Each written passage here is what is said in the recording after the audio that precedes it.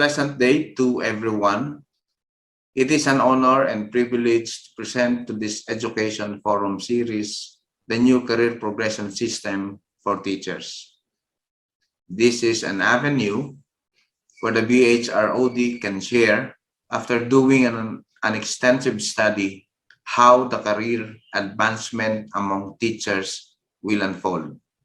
Today, allow me to discuss our vision for teachers' career progression and to introduce how we intend to realize this vision.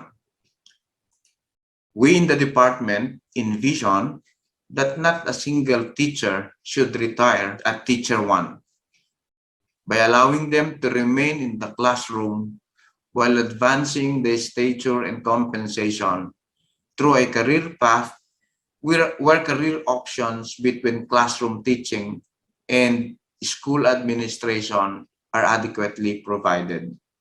The career advancement shall be based on the quality of teaching practice, and that promotion is self-paced. This vision became picturesque as relevant findings from studies conducted locally and globally. Deped Teacher Workforce Study by PIDS, for instance, revealed that it takes a number of years before a teacher can reach a certain position or rank. Major findings of the study further showed that 92% of teachers occupy Teacher 1 to Teacher 3 items, as the median years in service from Teacher 1 to MT3 range from 4 years to 29 years. Another relevant finding from UNESCO shows that entry-level salaries of teachers in the Philippines is the highest among Asia-Pacific countries. The Philippines, however, ranks 4 after 15 years of service or experience. This means that the promotion in the Philippines is very slow as compared to neighboring countries. In similar vein, the report developed by Jarrett Guajardo in 2011, as published by the Save the Children, titled Teacher Motivation, Theoretical Framework, Situation Analysis of the Save the Children by Country Offices and Recommended Strategies, correlates a slow pace of promotion with teacher motivation and job satisfaction. This report also cited the most critical threats to teacher motivation as highlighted, particularly in the Philippines, 2 of which can be addressed through this career progression reform. The same report provided country-specific analysis and recommendations with approaches to improving motivation, workload as commensurate as much as possible with the 7 motivational supports. The teacher motivation study by Simeon Inotek and Deped highlighted that with teachers aiming for career movement throughout their career, opportunities for career progression should be made a viable option for teachers, those who want to focus on classroom teaching in particular. This includes revising the teacher plantilla system to provide additional career progression steps for teachers and master teachers to ensure high-performing and experienced and expert teachers are retained within the system and provided with opportunities for professional growth and development. At first, the review on the career progression system for teachers was seen as a response to the long clamor for salary increase. However, after digging deeper into it, issues are even more saddening. Issues that are systemic, structural, and cultural. In particular, and must wait for someone to retire, to resign, or die before a higher item can be available for promotion, and even when they are already have the necessary qualifications for promotion. The career progression policy that we are proposing is to make reclassification as the sole means for promotion. In that way, we create opportunities for career advancement. In relation to what I mentioned earlier, a salary is not commensurate with their qualifications as coupled with additional tasks that are not supposed to be performed by teacher. And this greatly affected teacher morale and motivation to strive. One of the main goals of the career progression policy is to boost the morale of our teachers through a career advancement leading to a commensurate pay for a reasonable work. On the other hand, core business is education. And we don't want to just promote teachers for the sake of promoting. We also want to uphold excellence among them so that they can fit into our learners. While we feature reclass here, we must rethink how we do reclass. We want to do away with credentialism. Master's degree or a 10-year service does not guarantee a quality teacher. We must gauge it based on established professional standards for teacher quality, the PPST, through a merit or competency-based career progression of teachers. We can ensure that we can take care of our teachers' welfare and at the same time promote excellence in our schools. On being fiscally more viable, it has been known to us that an across-the-board salary increase is costly. With this proposal, we can assure that the government only invests on the promotion of qualified teachers. In addition, promotion through reclassification is also beneficial to the government's pocket. Instead of creating new higher teaching positions that could be applied for through natural vacancy, through reclass, the cost that the government will have to incur is increment from teachers' salary grade to a salary grade of the reclassified position.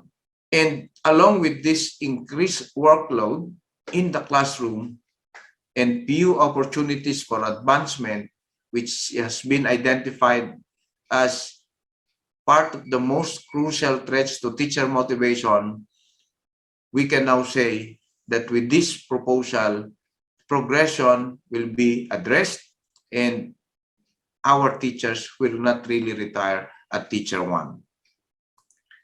But how do we embed the professional standards into the life cycle of a teacher such that career path becomes clearer and options become viable? By establishing the professional standards of teacher quality and using these standards in the selection, hiring, and promotion of teachers, and in assessing their performance, in planning and providing professional development interventions, and in rewarding and incentivizing teachers, we could guarantee that the quality of our teachers in our classrooms are of high standards. But how do we ensure the quality of teaching in the schools? We encourage teachers to embrace and have the standards as a way of life. We set clear expectation from teachers along well-defined career stages of professional development from beginning to distinguished practice. Engage teachers to embrace ongoing professional learning for their professional development to enhance their own teaching. Provide a framework of uniform measures to assess teacher performance. Provide a basis for building public confidence and in support for the work of teachers. The PPST is a framework for teacher quality that is attuned with the demands of the Enhanced Basic Education Initiative, domestic and global developments, the changes in the education landscape in the 21st century, and the desire to contribute more effectively in the delivery of education and learning. But how does career advancement happen? With sulong edukalidad as an overarching framework for career progression proposal, this is to address the challenging of quality basic education. It covers teachers' upskilling and reskilling among other pillars such as curriculum review, improving learning environment, and stakeholders' engagement.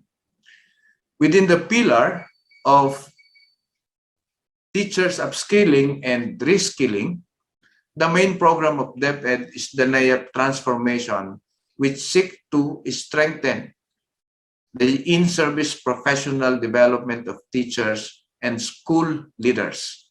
The transformation of NAYAP involves the upgrade and expansion of its staffing complement and the integration of the in-service professional development program through a stringent recognition process of professional development courses, trainings, and activities. Complementing the professional development of teachers and school leaders, the career progression proposal seeks to provide career progression opportunities. The teacher life cycle begins, as you can see in the framework, in the pre-service, and currently, in partnership with the PNU Research Center for Teacher Quality, is encouraging in providing technical assistance to teacher education institutions in aligning their pre-service curriculum with the PPST, Career Stage 1, or the beginning teachers. Our goal is to ensure that all graduates of the pre-service meet and demonstrate professional standards for beginning teachers. We are also in coordination with PRC and urging them to review the board exam test objectives with the end goal that licensure examination for professional teachers are testing and validating the aspiring teacher's basic knowledge of the teaching practice which is expected of a beginning teacher. Upon entry to the teaching profession, our selection and hiring policy in Deped is currently being revised to integrate the PPST, which means that we will be assessing future public school teachers based on professional standards aligned with the beginning career stage. After which, we assess and appraise their performance based on the PPST indicators. And we have been doing that since 2018. The teachers' IPCRFs are already PPST aligned. We endeavor to develop our teacher professionally through the provision of L&D interventions that will enable them to acquire the necessary competencies as they go up in the career line. We will subject our teachers as well to the teacher induction program, master teacher programs, among others, all of which aims to improve their teaching practices on the basis of professional standards. And later on, we will reward and incentivize teachers based on their demonstration of the desired competencies. In this presentation, I will show you how we envision to promote our teachers based on their achievement of PPST standards. Currently, teaching positions only include teacher 1, 2, 3, and master teacher 1, 2, 4. In this career progression system, the features of which is that there will be additional teaching position which will add more opportunities for promotion among teachers. This include teacher 4 teacher 5, teacher 6, teacher 7, and MT 5. It is worthy to note that we have been working with DBM on this reform agenda, and in fact, both agencies agreed to elevate the revision of the system of career progression of teachers to the President. Deped has already drafted an executive order to this effect. Nevertheless, an ongoing effort in Congress and in Senate is also being done with Senate bills authored by Senator Recto and Senator Revilla, and in Congress by Congressman Strike Revilla. The alignment of the career line with PPE stages is that it means the teacher would have to demonstrate the expected competency standards for them to be able to get promoted to the corresponding teacher promotion. The teacher progression also features reclassification as the sole means of promotion. This means that a teacher need not to wait for natural vacancy to occur for them to get promoted to a higher position. As soon as the teachers possess and achieve the expected PPST indicators per teaching position, they could already apply for reclassification. It minimizes the teacher to move to central schools just to get promoted, meaning through reclass, teachers can progress in their career while staying in schools near these residences. This again has been taken up with DBM already, and in fact, we are in our submission of the draft of the crafting of the DBM Deped joint circular for this purpose. The proposed career progression diverges at MT1 to classroom teaching and school administration career lines. This is to ensure that the specialized teachers and MTs and school heads come from a pool of highly proficient teachers. In this illustration, the teacher career diverges at Master Teacher 1, which means that the teacher is given a chance to choose between alternative career lines in the classroom teaching and school administration. However, if a teacher would choose between these career lines and they are able to exhibit the professional standards for highly proficient teachers, they can go between these two career lines.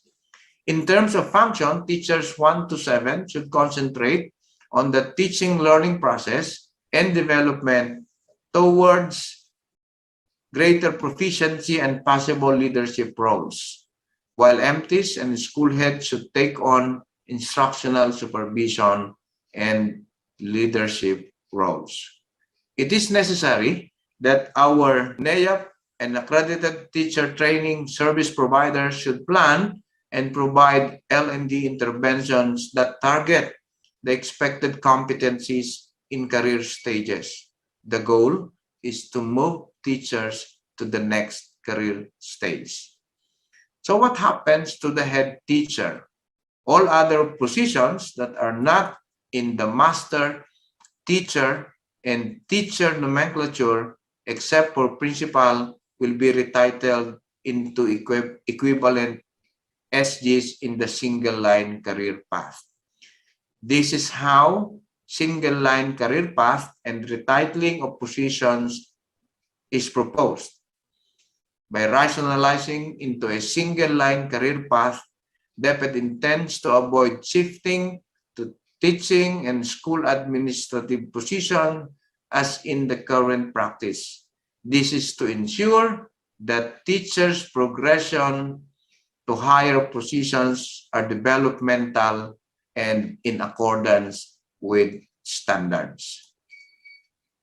On the choice of career path, take note that at the base of the career system are the teacher positions teacher 1, 2, 3, 4, and 5. A teacher may be promoted to MT1 position. He may choose to be promoted to MT2 or school principal position subject to applicable qualifications and competency requirement and assessment. A teacher pursuing for promotion to master teacher 2 shall continue upwards in the classroom teaching career line, while adopting a career as a school principal shall continue upwards in the school administration career line. Switching of career line from classroom teaching to school administration and vice versa shall be allowed, provided that the individual seeking changes in career line meets all the necessary qualifications and expected competencies of the position being applied for in the career line. As earlier mentioned, individuals seeking change in career line meets all the necessary qualifications and, as expected, competencies of the position being applied for in the career line, thus embedding the PPST to the proposed reclassification policy. Now, given those opportunities for career advancement, let us compare the current and proposed progression for teachers. How do teachers really get promoted?